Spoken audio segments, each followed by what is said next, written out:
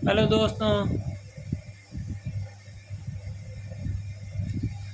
कहीं बताओ, बरसात बरे है फुल। और मूंग खेत में बेड़ा करिए नहीं यहाँ। अब आप ही बताओ। हालत खड़ो खराब है, मूंग पड़िया है नैना, और खेत में है काली माटी। अब आप ही बताओ।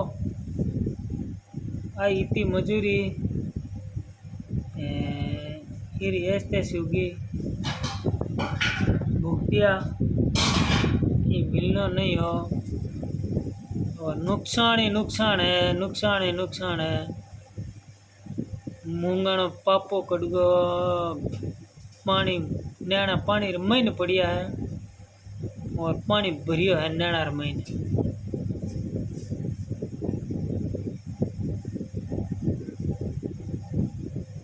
और कोई सपोर्ट नहीं है कि थोड़ा घणो साथ मिले तो 5 रुपया आवे।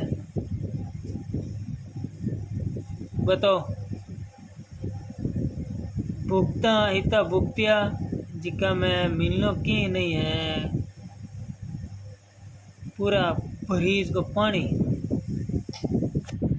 माण बनीज को नाड़र में पानी, एंड बाकी भरीज को खेत में पानी। इतनी हालत खराब हो गई है कि मूंग होता 20-25 कुंटल, जिकर में हुए 5 कुंटल ली। पूरा पानी भरी हुई जड़ है। हालत आप